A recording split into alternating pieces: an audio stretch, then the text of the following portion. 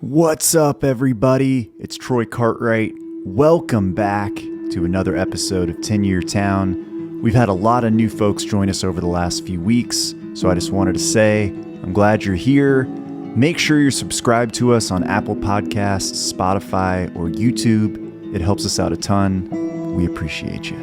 Thanks. Today's guest is John Strohm. John brings us a unique perspective to the pod. He has experience as a touring musician, as an attorney, and as a label president. He's represented clients like Bon Iver, the Civil Wars, the Red Clay Strays, and many others. Later in this episode, we discuss some of the stickier points around artificial intelligence, which I found really fascinating. I know you guys will too. So without further ado, here he is, John Strohm. One of the great sort of things that the podcast has afforded me is like getting me, in contact with very interesting people, of which I would put you in that category of a very interesting guy. And we've gone to lunch and breakfast a few times, and it's been really great. So thank you so much for coming on. Well, thank you for the kind words, and it's been great to get to know you as well. I was a fan initially. Yeah. And it's one of those great things where I just, started getting hit with your content, and they seemed like interesting conversations, and then I merged over to listening on platforms, and then I wrote about it in my Substack, and I think we met from there. So. Yes, that was, I got like a Google alert or something. It's like, all right. Like, who's this stalker? But you have had a very interesting career, I guess. And I mean, there's a lot of places that we could start, but just I'm going to sort of rattle off a brief overview, and I'm sure I'm going to get something wrong, so you can just correct me. I look forward to this. But you were born in Indiana or Illinois? Bloomington, Indiana. Bloomington, Indiana.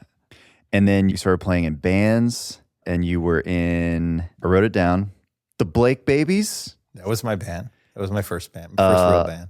And then Antenna. Yeah, I don't really talk about that. Okay. And then you joined the Lemonheads. I guess they've had several iterations.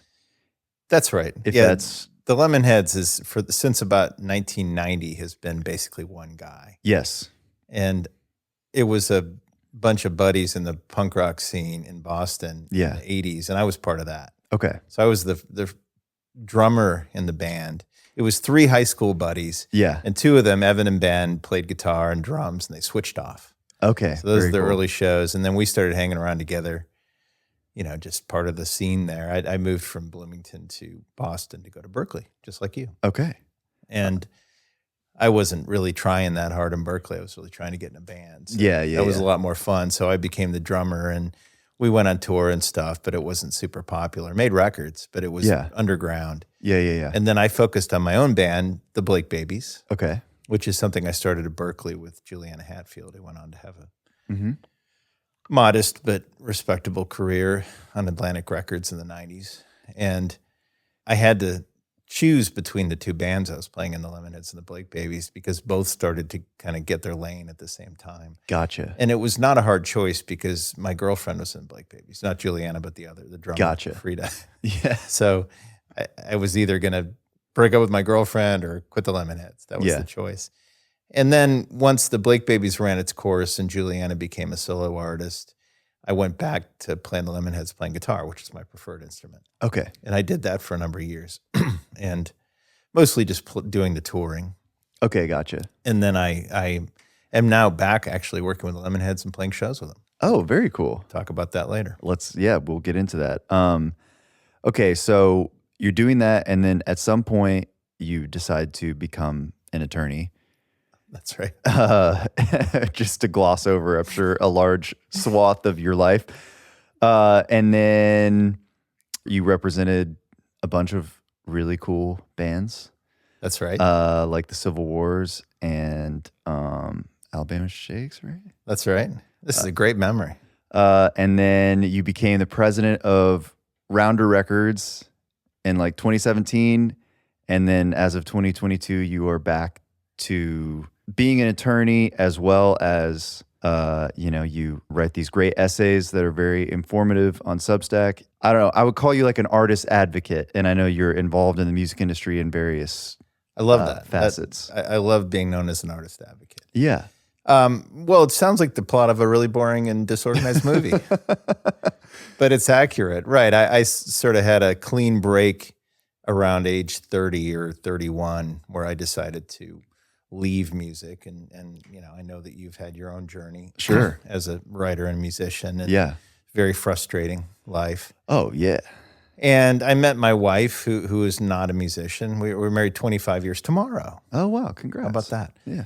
And she was the first person in my life, including my parents or anyone, who told me I could do things other than be a musician, basically. I see. I'd been doing musician-adjacent things. Like I studied production and engineering at Berkeley, and I worked in studios, and I played sessions and tried to write songs and, did everything that was kind of around the general topic of playing music. Yeah. And I was getting very frustrated because the Lemonheads was my paycheck, and that fell apart. And all of a sudden I'd followed Heather to Birmingham, Alabama, where there wasn't much of a music scene. It's a great music scene, great musicians, not a lot of music business, I should say. Right. Not a lot of ways to make a living there. Yeah. And she said, well, what do you want to do? And I said, well, I really had started to get interested in the deal-making side and copyright and everything. And she's like, well, why don't you do something around that? So then I decided to go to law school, which also, by the way, is a way to hide for a while. Because it takes a few years. If any musician wants to reinvent themselves and doesn't want a lot of questions, then law school, medical school, something like that is a great idea. Yeah. Because nobody will ask you anything. Just like, okay, you've gone around the bend. But, on balance, when you think about people who had some success playing music in the 90s and then had some kind of breakdown that led to some life change. Yeah. Going back to school is on the better end of that. Yeah. And was it hard? Like, so much of my identity is in being a musician. I mean, it's the only thing that I've ever done since I was 14 years old. So was it hard to go, all right, I'm going to grab this vine that is going back to school, I'm using a Tarzan analogy, right, and jump off the platform and go, into law school and all that, knowing that it's going to take a few years? Or did you always know that might lead you back to music in a different way? Well, first of all, one small quibble with that is that you are the man who created the 10-Year Town podcast. So you have done at least one thing other than be a musician. That's true. You're a husband. You have a life outside of that. I understand about identity. Yeah. And you understand how hard it is to let that go. Yeah. Well, and I mean, all your friends, I mean, most of my friends, except for a few childhood friends or my wife's friends, are like everyone else that I know is music or music adjacent. Right. Well, it was heartbreaking, and it felt like a kind of a death because I'd built up so much ego and self-identity around being a musician, and I'd had so many amazing experiences. Yeah. And it had felt like kind of a disappointing dwindling at the end. You want your career to be going this way, and then all of a sudden it's going this way. Yeah. And you're struggling to make enough money, and that's the ultimate musician cliche is you move in with your girlfriend who has a good job. That's what I was doing. Yeah. I was like, she wasn't going to let me just ride that out. That's for sure. Yeah. I was going to have to hold up my end. And we wanted to have a family. And we started having kids right when I started law school. Okay. So here I was, 33 or something like that. And I had this whole experience. And it was tremendous whiplash. But the thing that made it not only possible, but, in some ways joyful, was that being a law student and then being a lawyer at a law firm is a lot easier than being a musician. And I Really? figured that out right away. Wow. Because if you're a musician, you have these high highs, but you have a lot of stress because you're self-employed and you have to keep your calendar full. Yeah. You have to keep it going. And it's a lot of effort to keep it going. Yeah. And it's also a lot of disappointment. And, you're constantly having to live with failure, even as you're living with success. Yeah. And you get to law school and it's like, oh, I just have to learn all this stuff and then go take a test and then I get a nice grade and then I advance to the next thing. It's like Sisyphus pushing the rock up the hill. Right. And it's just cut and dried. It's like, oh, if I do well and I put a suit on and go to an interview, I'll get a job making a 6-figure salary. Yeah. It's just like it seemed like a complete, cheat code or something like that. Yeah, yeah. One of the hardest things about being a musician is that you do 100 things and 1 or 2 of them matter. Well, there's a couple things that I figured out in that process because it was a relief just to be able to go into a job. Yeah. And I found my, that great Talking Heads song, Once in a Lifetime, you may find yourself, et cetera, et cetera. Yeah, yeah. That's kind of what my life felt like.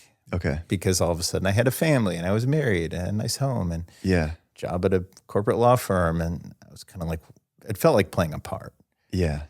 And I could do it and I was good enough at it, but it didn't feel like my life because it had been such an abrupt change from one thing to another. And I had a whole new set of friends and a whole new set of challenges. And in some ways, I desperately wanted to get back to music. Yeah. I really missed it. And also I realized now more than then, but I started to realize then that I had a successful career on the terms that I set out for myself. I'd gotten to do everything I wanted to do. Yeah. But there were just things about it that I really missed.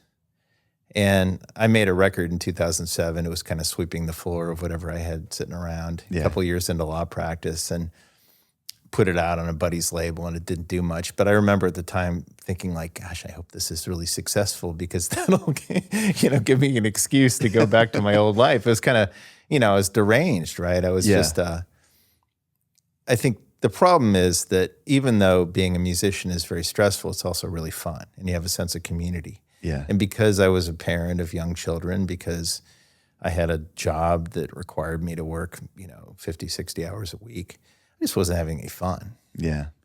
And then the opportunity came, ironically enough, when the bottom fell out of the economy in 2008, because I was an associate at a law firm on a partner track, and suddenly all the work I was doing just went away overnight. So the financial crash meant that the banks weren't lending money, and all my work was in commercial lending and real estate. Gotcha. And I dabbled a little bit here and there with a couple of music things. So then I started teaching entertainment law at a couple different law schools in Alabama. Okay. And I started taking on little music projects. And the second client that reached out to me in a referral was Bon Iver. Wow.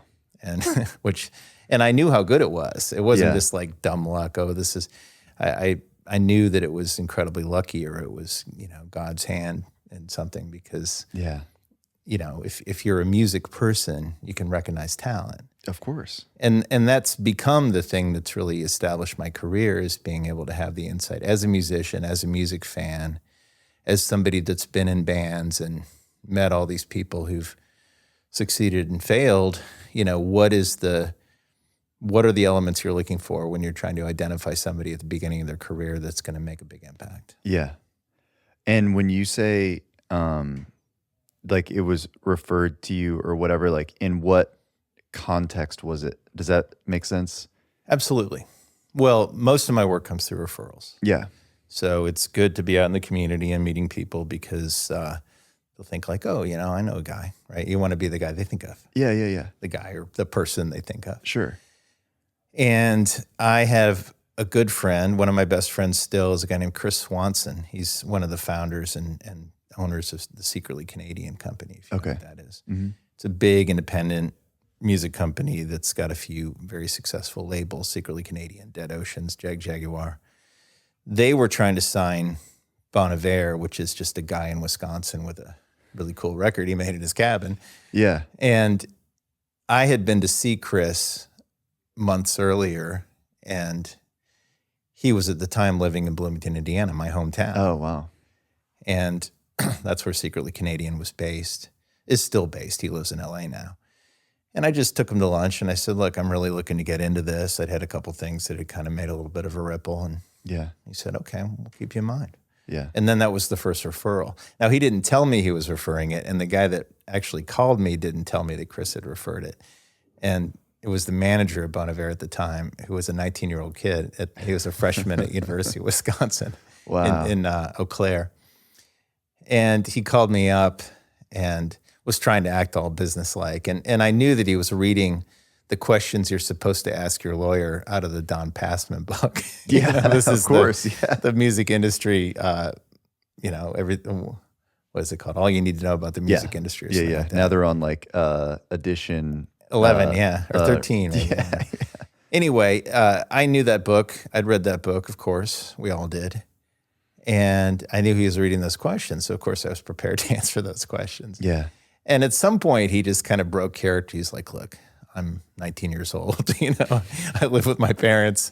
I'm managing this artist now. I think, I'm going to need a lot of help. And I was blunt with him too. I said, look, I'm pretty new to this as well. Yeah. I'm a lawyer. I have worked in the music business. I'm teaching entertainment law, but we're going to kind of learn this together. Yeah. And so I started working on it, and that became something that really gave me momentum. One thing I think it's really important to understand for people who are trying to break into the music business is that it's very, very hard to be entrepreneurial and to really build anything in the music business until you have some artist that you're associated with that people really care about. Yeah. That's the secret sauce. Yeah, it's very true. And so then my phone started ringing more. And that's when I started working with the Civil War. So like, oh, he works with Bon Iver, great. Yeah. And just to go back a little bit, and I'm not trying to get too into the weeds or whatever, but like when they're calling you, when a manager is calling you, are they saying, hey, there's labels interested and we don't know what to do? Or is it like, what is the initial help that people are looking for, if that makes sense? That's the best scenario, is when it's somebody who's early in their career. It's a really good act with a good team forming around them. And they call me, maybe they're calling various lawyers and taking meetings, but they're calling a lawyer to say, hey, we're having opportunities now. We need somebody to help us navigate. That's perfect, because then that's the moment that I want to get involved, because then you can risk management or whatever they have going on. Yeah. Often it's when somebody signs something without counsel and then they want to unwind it. That's a problem. And then also another one that's that I'm less and less inclined to get involved with. It's somebody calling up and saying, I want to find some opportunities. Will you help me shop a deal or something like that? Yeah. Which is something I think just worked better in another era. I think now that we're in this very data-driven business, this consumption business where everybody knows, what's working, what's popping off. By and large, and I'm saying this as a former label head, the gatekeepers at companies don't really want to hear from somebody that's got something that they think is great that doesn't have any data to back it up. Yeah. Hey, really just listen to it. You've got to understand why this is so great. Now, there's a couple conclusions they could reach with that. Mm-hmm. Number one is it's not that great after all. And probably the less flattering conclusion is that it is really good, but that the people involved aren't doing the work. Okay. And I think now more than ever in the industry, when we're looking for artists to work with, who are doing something interesting or doing something that has real commercial potential, you have to see that they're actually hustlers. They're working on their own behalf, because then it works as a team. What doesn't work is to have an artist that isn't doing the work, that's expecting everyone around them to do the work. Yeah, to solve all their problems because you see it. I mean, we're talking flippantly about the word content on the way in and how annoying it is that it's all about content now. But just as a quick aside, when I started making music in the 80s, it was a lot harder to get the attention of the industry because, back then you could find a lawyer or somebody to shop a deal for you. But, generally they were still looking for some kind of signs of life. So how did you create that? You almost had to go figure out how to get yourself on the radio. Yeah. And we worked incredibly hard, my band, to get to the point where anybody cared about it. It was a real uphill climb to get to the point where we had opportunities. And so I don't think that it's generally that much of an expectation to think that an artist would be willing to figure out how to use all these incredible resources they have at their disposal Yeah. to build an audience. Sure. And if they're not doing it, then that's kind of a red flag for the rest of us to say, are you going to expect me to come up with all, or manager or label or whoever, to come up with all the solutions to build you an audience? Yeah. If you're just going to be sitting back and letting us do the work, that's not a great partnership. Sure. That makes sense. Yeah, I think it's, I agree with that. I think the only thing, like the only part of that equation that's hard for me to square is when somebody is making very good music and they're trying on the content side. It's like, are they one tweak away from it working? And that's I don't know. I don't know why I worry. I guess I see a lot of talented young artists sort of convincing themselves that they suck because something's not taking off. I appreciate on social media, if that makes sense. I think that trying is enough. Yeah. I really do. Yeah. Some artists, especially from the indie world, where people have a lot of attitudes and opinions about things, myself included, that's the world I come from. Yeah. They kind of think, well, I'm above it. I'm above social media. I shouldn't have to do that. I shouldn't have to bend the knee to these different things that people do to build an audience. Yeah. And it's like, okay, that's fine. I'm not going to try to convince somebody to do that. Generally, the developing artists that I get behind today are the ones that I really see that they're willing to they have the grit to really follow through on it, because I think that's becoming more and more of a necessary ingredient. No doubt. And it's frustrating, but I also think that the work of, figuring out how to stockpile content and put it up on social media every day is no harder than the work back then of, trying to figure out this whole racket of how do you get in the studio, make an expensive record and press it on, vinyl or make cassettes and get it played on the radio. It's all hard. It's like the people that succeed are the people who are exceptionally talented and also, are obsessed enough to kind of figure it out. And that's when people come in, it's like, okay, we can take this energy and work with it. Yeah, that makes a lot of sense. And also the fact that it kind of has to be great. Of course. I mean, that's the starting point. Yeah, that's right. That's the starting point. Most of the time. And it's, it's up to interpretation what great means, because great can be something that, is just going to go viral because it's so catchy or interesting, or it can be great, like truly great art. Yeah. But it has to be great to some, sector of people who are going to actually want to engage with it. Yeah, that makes a lot of sense. Anyway, I got way off your narrative. Yeah, well, that's good. Tangents are good. So you were helping out all these bands, and then at some point, I don't know exactly when it started, but at some point you get asked to be the president of a record label. Well, first, I want to do my 10-year town story. Yeah, please. You're supposed to ask me when I moved to Nashville. I forgot. Yeah, how long have you been in town? See, I know your show better than you do. I know the script. Well, I moved here on October 1st, 2011. Okay. There's actually a great story behind how I got here, because it involves somebody that some people listening will probably know. So when I was teaching entertainment law at Cumberland School of Law, which is my alma mater, Samford University. Yep. I had one outstanding student the whole time. I had some very good students, but I had one who was clearly going to have a great career. Yeah. Young woman named Brittany Adkins. She's now Brittany Schaefer. Okay. And when she was taking my class, she already essentially had her job at Love and Loeb lined up. Yeah. She'd gone to Vanderbilt. She'd interned. She'd done the whole thing. Yeah. And she was going to Cumberland because her fiance was there, who's a former Vandy football player. Gotcha. And, we really connected, and it annoyed everyone else in the class because she knew this stuff so well that it just kind of became a conversation. Yeah. And I, kind of started mentoring her a little bit.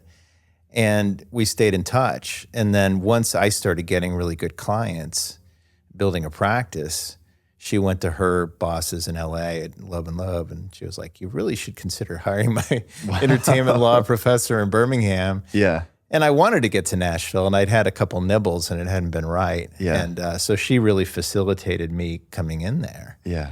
and essentially got me my job. And Brittany is now the dean of the Curb School. Yes, and at Belmont. she was at Spotify for a while, right? We left the firm around, I think, in the same kind of period of a few months in 2017. I went to Concord and she went to Spotify. Wow. But I have to give her credit. Yeah. She definitely got me here. So, and by the time I got here, I really wanted to be in the country business because I love country music. Yeah. And the only thing I had in my clientele was mostly indie stuff that was at all country was the Civil Wars. Right. And I remember when I moved to Nashville, I knew a lot about country music, but I didn't know much about the industry. I just knew that it was not easy to penetrate from Birmingham. Yeah. That I couldn't get into this business world from Birmingham. I had to be here. But I didn't really understand how it worked beyond that. Right. And I'd done a couple publishing deals for songwriters, so I knew, for Nashville songwriters. Right, right. So I knew a little bit about the structure, but I felt really good about coming here with the success the Civil Wars were having, because it was October, it was coming up on the CMA Awards, and they were nominated for Country Duo of the Year. Yeah. Along with a bunch of mainstream country radio stuff. Yeah. And it was kind of sticking out like a sore thumb. They're this indie band that was not on a major label, that had never worked at country radio or anything. Yeah.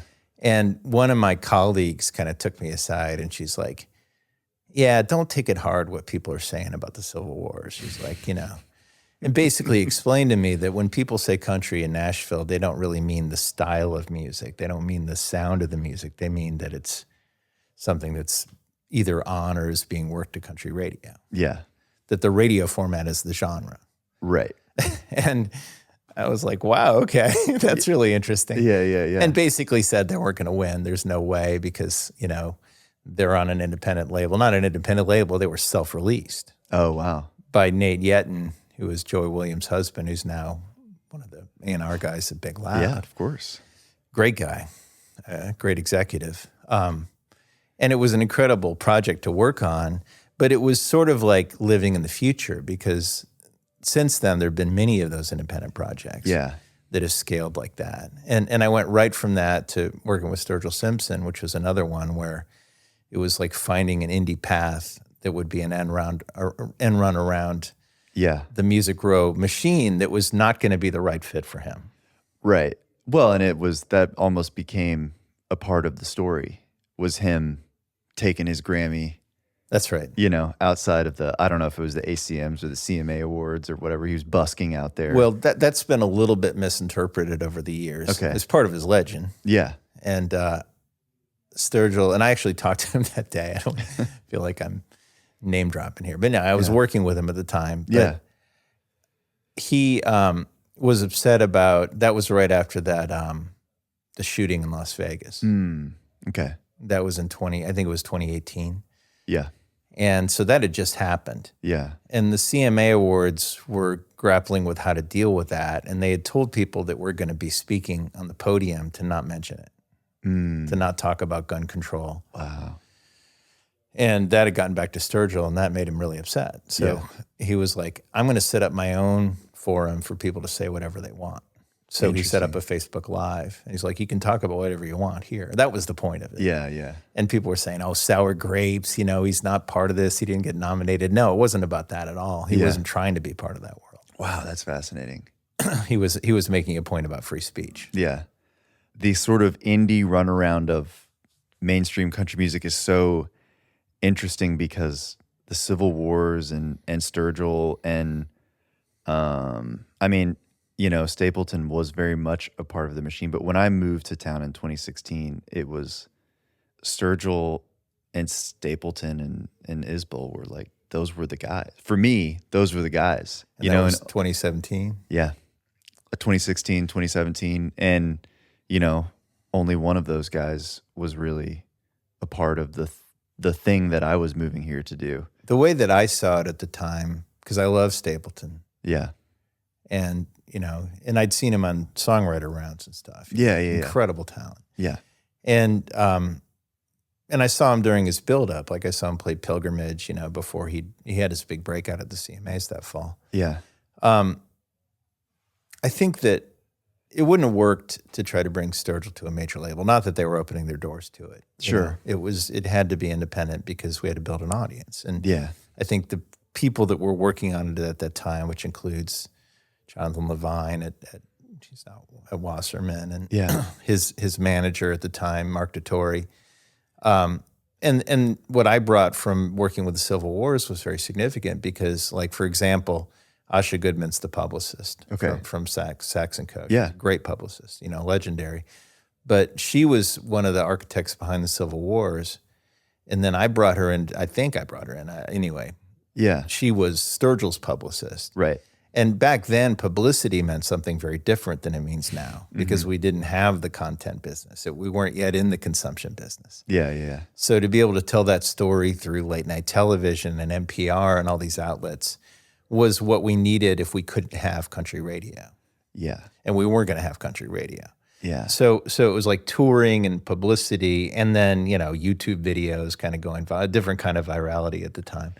But the reason why, so I was approached in 2017 by a guy named Tom Wally. He was one of the founders of Interscope. He was the president of Warner Brothers Records for over a decade. Yeah. And he had started an independent label called Loma Vista, which started as part of Republic Records, but then became part of Concord.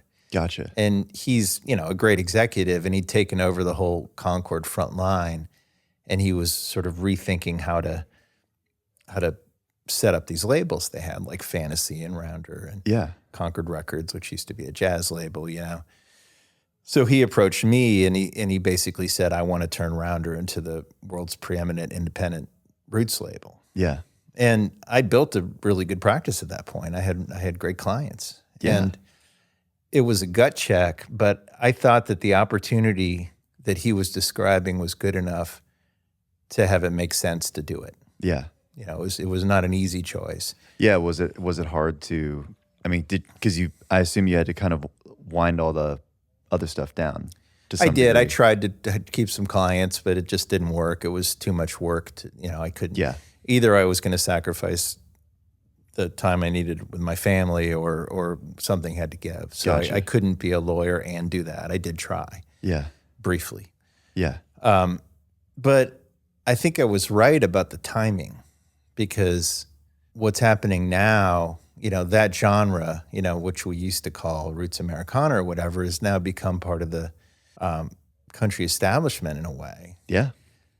And, last time I talked to Sturgill, he said, yeah, we're whacking down weeds with a machete back then. Now it's a paved road, what he was doing because of, what's happened with Tyler and, and even some of the projects that we did at Rounder, like Sierra Farrell and Billy Strings. It's like there is a part of the country big tent that's independent. And I think that's a really good thing because I have enormous respect for the music row business and, and the, how it's developed over the years. But it's not easy for a creative artist that really prioritizes their creativity.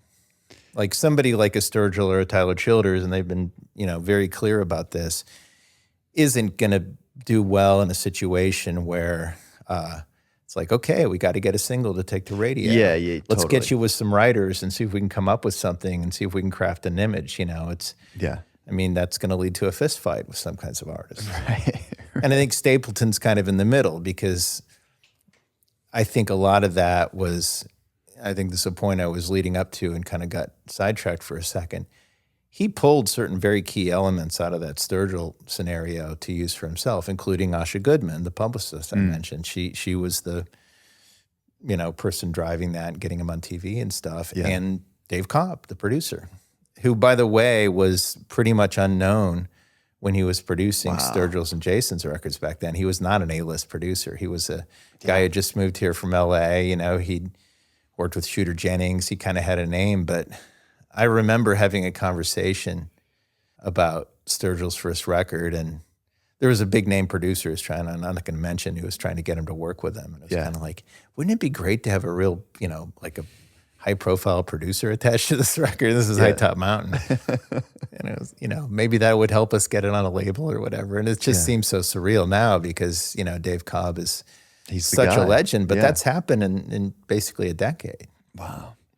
Yeah, it's the sonic identity of those records. It's just, it sticks out, and especially the Stapleton records. Even still today, like "Think I'm in Love with You" comes on the radio, and to me, I'm just like, this is so different from the song that played before it, Right. sonically, which helps it a lot. I like that the palette's expanded on, in mainstream country. Yeah. And I think that is influence from the independent world. Yeah, no doubt. Because I was trying, when I moved here in 2011, 2012, I was actively trying to find clients, and I'd go to all these showcases. And I have to love it. I can't get behind something developing if I'm not passionate about it. Yeah. I have to be able to be a fan of it. And, nothing was resonating with me. And I heard Sturgill's record. It's like, oh, this is great. This is everything I love about country music. Yeah. But, literally had people telling me at the time it's not really country music. Because of that weird thing about, no, it's country radio dictates what's country music. Right. You see why that's a problem. Of course. That the entire industry had sort of handed it over to country radio. Yeah. And, now it's like country radio still has a big place. And when you're talking about the publishing world, getting a single that's on country radio is how you make money. Right? Absolutely. That's the goal. It's like you want a mainstream single. But that's all changing. And Well, I can just feel it in my day-to-day life. I spend a lot of time in the writer room. And still the moneymaker is get a single on country radio. Yeah. But you can just see how it's getting harder, the target's getting smaller, and then there's this whole explosion happening in streaming. But on the songwriting side, like, it's getting better, of course. But it's an interesting, I think everybody's trying to bridge the gap between the old model and the new, and like, it's just we're not totally sure what it's gonna look like, I guess. Well, I remember I've always been sort of tech focused, and I still am. Yeah. And I don't think about technology as, entirely about, what are the opportunities. It's also what are the threats, and, how is this going to change the way our business works? Because it's always been about disruption. We go from format to format. Yeah. There's a disruption, that shakes everything up. And, there's been so many over the years, and it became very clear to me very early on, because I used to hang around with a lot of tech people when I was in law school and first in law practice. Yeah. I'd go to these conferences and hear people talking who are really the architects of the consumption model. Yeah. And it became very clear to me very early that the only viable path forward for our business, for the recorded music business, was to have a consumption model. Yeah. That was authorized and that was monetized. Yeah. And I started writing about that and talking about it publicly very early, and it used to make people furious. Really? Oh, absolutely. Yeah. Absolutely it did. And, the sort of vision of the future of how it could be. And I did a panel at South by Southwest in 2012, and I got some really smart people together. Like David Macias at 30 Tigers, who's one of the smartest people in the industry. Burtis Downs, who manages REM, just buddies of mine. Yeah. And this was in 2012 when Spotify had first launched. Yeah. And at that point, it was just like, are they paying anybody anything? We don't know. We don't even know. We don't know what the model is. And we just knew that it evolved out of piracy, that Daniel Ek used to be involved in, Pirate Bay in some way. And it's like, okay, this can't be great. So, and also it was threatening the model of being able to sell, not even CDs, but downloads. Right. And it's like, the devaluation was so palpable for everyone. So we got a bunch of statements together for the bigger artists we looked at, and we looked at, we just crunched the numbers, and we realized that they were paying somewhere around half a penny a stream. Yeah. And then we, modeled it out and said, what does this look like if there's 100 million subscribers? And it's like, this could actually be sustainable on its own. Yeah. That was the message. Right. And that made people mad. Really? Because it was like, you can embrace this, because if, not necessarily Spotify, that's what we're focusing on, but some streaming model that was on a subscription model like that, would generate enough revenues to support the recorded industry. And people didn't want to hear it. Yeah. And now here we are, but we have all these other problems. And I also remember early on, I had a client who was a Hall of Fame songwriter. Yeah. And I was explaining to him that he was going to start to see his statements get bigger because of Spotify. Yeah. It's like, this is going to scale, and your music is evergreen. It's everywhere. They're going to stream it and you're going to see money. And, I remember him coming back to me a few years later and saying, well, it's scaled, but I still don't see any money. It's like, when's the money coming? Yeah. And part of that is about the fact that the royalties for recorded music are negotiated, but the royalties for publishing are from the government. They're from the Copyright Royalty Board. Yeah. So, I think it's been a struggle to kind of get parity with that. Do you think in 10 years it will still be that way? Or do you think there will be something? Is there something else on the horizon? Something else. Ooh.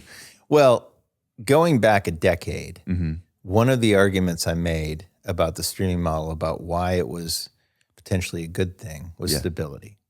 Because we'd had all this disruption from one format to the next. Napster comes along, blows everything out. I really think Steve Jobs is one of the heroes of the industry for coming up with a way to a very temporary fix of selling. Right, but it kind of stopped the bleeding or whatever. That's right. And so it's like, this is going to give us stability. And I think in one sense it has. And in the sense that it has, that I don't think people think about a lot, but I think is really important to understand, is in creating this market for copyrights as a traditional asset, as an asset class. Yeah. Why is music an asset class now? It's because we can look at the stability of a strong streaming performance, and we can predict that far into the future. Right. With the assumption that that's never going to be completely disrupted. Right. That there will be some kind of consumption model. So if you have something like Creedence Clearwater Revival, are they going to still care about that music in 50 years? Yeah, probably. Well, yeah, that's funny that you bring them up, because me and some buddies of mine yesterday had it pulled up and then pulled up Luke Combs, and you'd be surprised which one, or maybe you wouldn't, but one of them has more monthly listeners, and it's not Luke Combs. Well, that Creedence is kind of the crown jewel of Concord. Really? Yeah, when they bought Fantasy Records back in the 2000s, they got the publishing and the masters for Creedence. Wow. And that was kind of fire sale prices at the time, because there wasn't any stability yet. It was still chaos. Yeah. There may have been no path forward for having a market for recordings. Wow. So now it's like, they have many, many valuable assets, but Creedence is incredibly valuable. Yeah. And so that's an evergreen. It's a classic evergreen. So I would have said, well, now we have the stability. Now we can start to really plan about how to build our industry, because we finally achieve stability. And then here comes AI. Yeah. And that's the disruptor. So how we deal with that next is just as important as considering how we dealt with Napster. Here's the two problems that I have with AI. So the first is, it's clearly training on something. Yep. How are people getting compensated for that? But the second way that I see it being a problem, and this is sort of maybe being less talked about, is that it just increases the volume of releases to a point where, how is this like deluge of songs being uploaded all the time going to just, is it going to totally dilute the Spotify payout system? Yeah, I think you've identified two of the big problems. Yeah.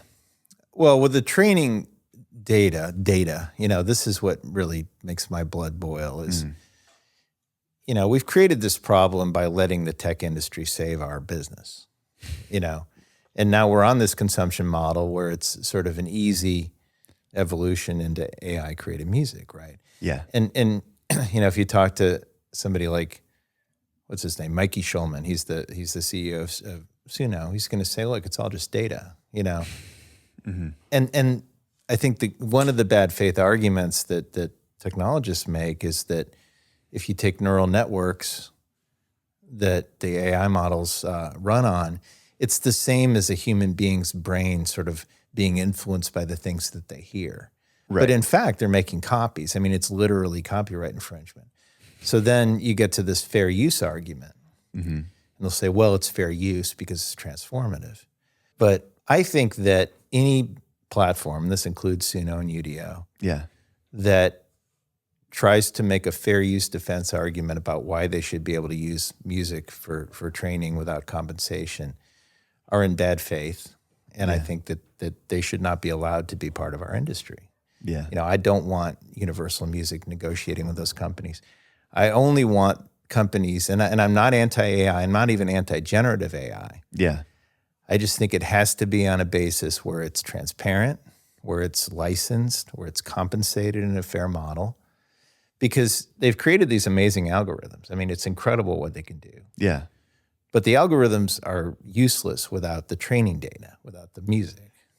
Correct. So they and training, you know, and I'm not an expert in this, but I know enough to know that there's two phases of training. One is you teach the algorithms to make music, and you need millions and millions of tracks. Yeah.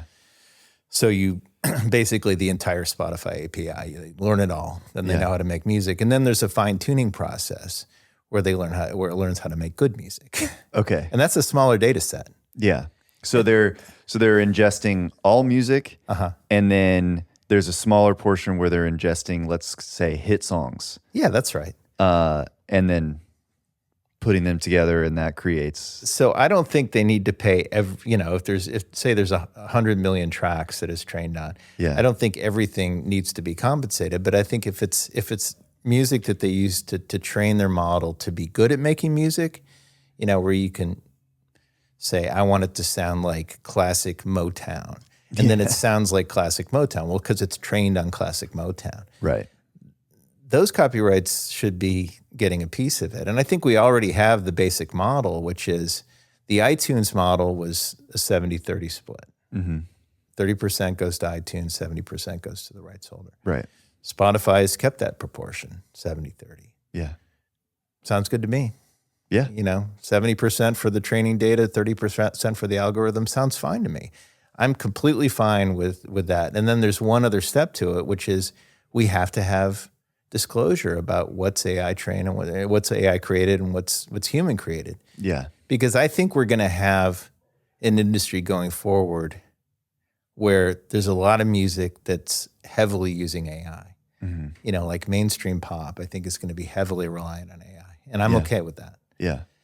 As long as we know it, you know, as long as there's disclosure about it. Yeah. But then there's other genres like indie rock and folk music and you know, more traditional genres of music where fans aren't going to want any of that. You know, They want it to be human created, and they want to know it's human created. And being able to have a stamp of approval saying this is human created music is going to be valuable. Yeah. Two quick points to make. One of them is, so you obviously were aware of the whole Velvet Sundown thing. It's kind of like a litmus test because people were saying like, wow, it just sounds great. It sounds like real music. Those aren't real music fans. Anybody that actually loves music can tell that that's not really very good. Right. You know? Yeah, well, and it has, you know, my big thing is like it has no AI generated music, like has no soul. And how can you tell that? Like I can. I don't know how I could tell you that, but I can. Because when you hear great music, it's going to make you react physically, like it's going to make the hairs stand up in the back of your neck or something. Yeah. And that's because the reason I care about music, and the reason that most people that make music care about music is because it's a thing that connects us as humans. Yeah. It's an expression of our humanity. Yeah. It's something we should not give up to technology. Here's the other point that I wanted to make, and I think this is an important point. I look forward as a music fan to hearing what people can do with these tools. Yeah. Because if you think about like sampling, I was at Berkeley in the 80s. Yeah. And they just gotten whatever, they're synclavier. They're saying you can reproduce an orchestra on this. Meanwhile, there's people in their basement breaking the thing and making amazing art. You know? Same with autotune. Right. You know, it was like, I remember the first time being in the studio and sometime in the late 90s and, oh, we can fix that. And it's like, what? How'd you do that? That's magic. Yeah. And then, you know, I was representing Justin Vernon when he collaborated with Kanye and he brought his track Woods and they made Lost in the World, which is, you know, the primary instrument in that is the autotune. Right. You know, the way it affects the vocals. And that's become an instrument of amazing creativity. Yeah. So I think with real artists, when they use AI tools, it's already happening. We have to remember that we're already using all sorts of AI tools in the background and everything. Yeah. All these algorithms, it's all AI powered. The question is just generative AI. Do we have AI make our art for us? Yeah. And I think in terms of replacing human art, no. In terms of just doing weird stuff that's incredible, that you can't do without AI, I say have at it, Yeah. Because kids don't think about it the same way I do. I'm old. They don't prioritize human creativity the way I do, but they do in a sense. They want it to be amazing. Right. And if you're going to make amazing art with AI tools, great. Just so long as it's licensed, so long as it's compensated. Yeah. What do you think the likelihood of that happening is? 100%. Really? Absolutely. Okay. That makes me feel better. Well, the tools are going to get better. Yeah. But here's another thing to think about in this topic is the writing room. Yeah. What are you doing in the writing room? Are you trying to make art, or are you trying to reverse engineer the formula for hit records? Well, it's always the literally $1 million question. Well, you're doing both things at once. You're trying to do both things at once. Yeah. But, I think, and I'm not a songwriter like that. I am a songwriter, but I'm not a songwriter like that. I don't rule out the possibility that I might do that kind of writing in the future because I love writing songs. Yeah. But I know that the least interesting work that's coming out of Nashville is coming out of people very, unapologetically trying to reverse engineer the formula for hits. Totally. Like, why did that work? Let's do something like that. Yeah. That whole thing is going to AI because there's no reason for people to sit around and talk about reverse engineering formula for hits anymore because AI is going to do it better. Yeah. So that means that the writing room has to be about art. Right. And that's a good thing. Yeah, it's great for me. I mean, that's my favorite part. I'll play ball, but when I'm in rights that are reverse engineering of sorts and sort of my eyes glaze over and, I just wait for it to be over. But you never know what's going to work. So it's like, okay, well, this is what today is. But, I try to do that as little as possible. Have you had anything successful come out of that kind of approach? That's a good question. Something that I need to realize more often. I think everything I've ever had that was released or that has worked has been either my idea or some like offshoot of something I had started. That's great. And I'm probably only doing that 15% of the time. So I should switch the ratio. But it's just hard because you're in the room with a hit writer and they're doing it that way. And I want to be a hit writer. Of course. So I'm like, how do you do it? Well, you think about a lot of the songs that have really changed things in Nashville. I don't know, what's an example? Like Girl Crush. That's a good example. Of course. I love that song. That does not have any of the hallmarks of, what was working as a country hit song at the time. Correct. In fact, it was 3/4 time, does it have a chorus? I don't know. It's just a really great song. Yeah. And it worked, and I want more of that. Not more Girl Crush, but more songs that are going to be outliers like that. Yeah. And I can brag on myself right now. I got a cut. I have a cut. Okay. I have a song on the new Lemonheads record Let's that's go. coming out. And my song is coming out next month. And it was my first experience in a very long time with collaborative writing. Okay. Because I made a record in 2023, it was kind of a tribute to a friend that passed away. It was something that I wanted to do. I'm a hobbyist, I'm not trying to write songs for the market. I'm trying to write songs for self-expression. And if they don't say what I want them to say, and if I don't feel like they're up to the certain quality, they're not coming out, Yeah. But I'd been working on another round of songs, and I had one that I thought was exceptional, and only one, So it wasn't like I was ready to go in and make a record. And then I started writing the Substack, and that takes up a lot of my creative oxygen. Yeah. And I sent this song to Evan Dando, who I'm working with again. He's had some struggles, and now he's doing much better, and now he's got a new record coming out. And I sent him a song, which we ended up collaborating on, and it was a great experience. Yeah. It was a really great experience to have somebody take my song and make it better. Yeah. Yeah. We weren't sitting in the same room. We're very close friends, but we were doing it remotely. But it was just like, this is great. I mean, to me, that is my favorite part of songwriting. I'll write a lot by myself. And sometimes I'll even have a song that could be completed. Okay. It is a complete song, but I'll take it in to a write, and we will take just the pieces that make sense to take and craft something from that. Sometimes it's very similar, sometimes it's like quite different. But to me, those songs always feel very, I don't know, they feel very special because I think you're pulling from like a deeper well from it. So, well, I don't mean to draw too many conclusions about what's going to happen with AI, but I know that AI is already becoming a companion in the writing room. I know that people are using their chatbots to get, to not to write lyrics, but to help them improve. Well, their I mean, lyrics. it's faster than rhymezone.com. Right. So it's already there, just from that standpoint. And that's a good point. If you can sort of use technology to enhance your creativity, it's a good thing.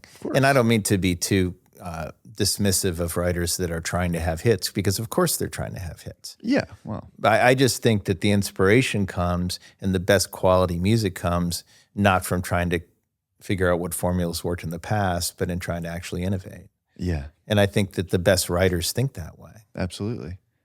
One last question before we go. If you could kind of go back to your younger self, I guess, I'm not sure which entry point you would choose because you've kind of had these different facets of your career. Mm-hmm. But if there's a piece of advice that you could give yourself, what would you say? Well, look, I mean, I'm in a period right now, we didn't talk about this, but I left Concord in 2022. And I'm really, I'm grateful for that experience, but I'm really happy to be out because I feel like it's, been an amazing, very liberating new beginning for me. Yeah. And I came out, and the first act I started working with when I got back in law practice was Red Clay Strays, and that's gone really well. Yeah. Definitely kind of a lightning in the bottle situation. And it's really sort of set me on my path. And you called me an artist advocate earlier, which I really appreciate. Yeah. Because at this point, 20 years into doing what I do on the business side, I've really, fallen deeper and deeper into artist advocacy. And that doesn't mean that I don't represent companies, because I do, but I only represent companies if I feel like their model is beneficial to artists, is not extractive. Yeah. But so I don't have many regrets in my life. I don't regret taking that job. I don't regret leaving that job. Yeah. I don't regret becoming a lawyer. I certainly don't regret the 10 years I spent playing music full time. Yeah. But if I were to have the opportunity to go back and talk to like 20-year-old me, just beginning to try to, go out there and be a rock star, I think what I would say, and it would be a difficult conversation, would be check your ego. Because I've found what I do best now. And I'm a guy in my 50s. I've been doing this a long time. Yeah. And what I do now is not about having a high profile, and it's not about me and my work, my creative work. It's about supporting other people's creativity and encouraging them and helping them to find their path. And I was doing that at the time without even realizing it. Yeah. Because, like, for example, when I was in school, I knew that I wasn't going to be the lead singer in the band. I had to find people to collaborate with.